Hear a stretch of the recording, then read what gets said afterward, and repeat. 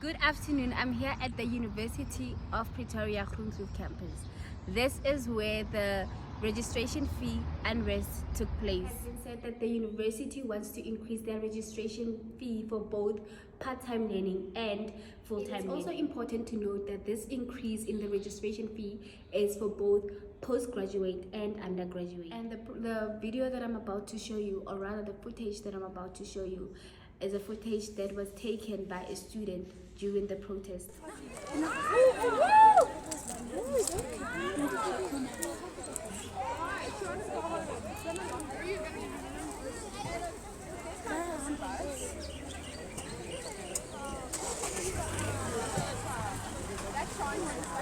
Chose not to show her face because of fear of expulsion and other repercussions.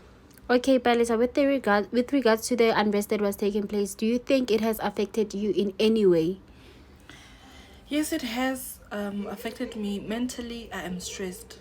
I am stressed for my mom, for my dad. Like, my parents aren't earning enough money to get the initial registration amount. So it getting increased will affect them more because they'll be stressed on how they'll get the money on time, and as it is also too much. My mom doesn't work, and my father, he kind of hustles, and also it stresses me also as an individual because I also have to study, and now I'm stressed if they can't be able to get the amount, the increased initial amount for the registration fee. How will I be able to continue with my studies and get everything done with, and also graduate on time? Yeah. But the question that people are going to ask you is, isn't NSFAS paying for your fees? Like, can they not do something with regards to the registration fee increasing? Usually, NSFAS does cover, but then sometimes it doesn't cover the registration fee. You have to pay your own registration fee, and then it will cover your residential amount. Yes. For transportation, for the food allowance. Usually the registration fee it is excluded. Sorry. Oh, okay. Thank you, Palisa, for your time. The audio clip that I'm about to show you is actually of one of the tax students. She's a presenter at Tax FM. She chose not to show her face. Rather, she sent me a voice note, and she was stating how she felt about the whole unrest that took place. She also stated, you will hear in the audio clip, she also stated that one of the people that were leading the protest actually got expelled and suspended for arrest. Apparently, the case is pending.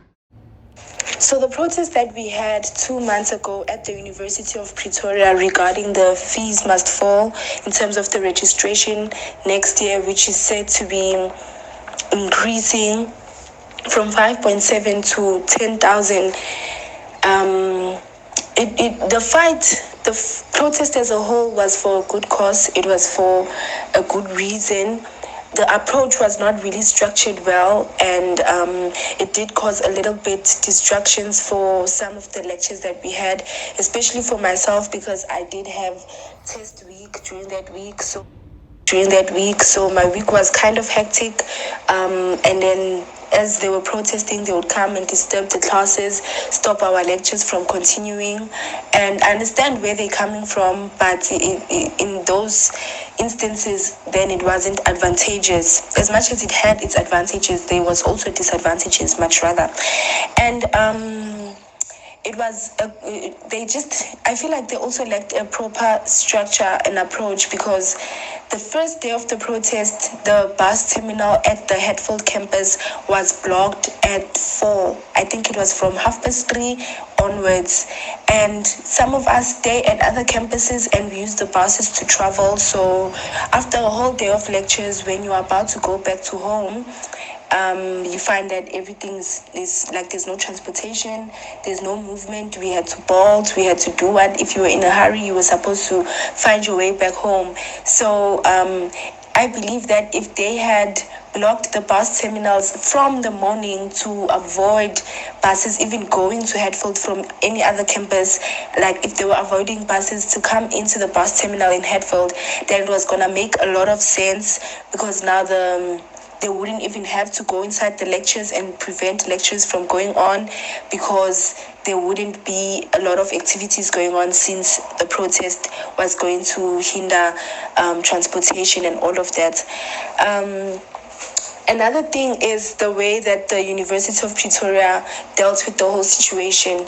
It kind of got me very freaked out, because it showed a sense of the university not being, or not having our best interest at heart, much rather. It showed that as long as the university is happy, then everything should go according to their plans. It's a top bottom type of construction instead of bottom top as well as top bottom. Like it made it feel like we don't have a say at all in what we would like for our future education, as some of the leaders who were protesting, who were fighting head on with the situation, got suspended. Some of them got kicked out of races. Some of them just had a huge distraction due to the protest and due to taking the responsibility to speak for people who didn't have voices.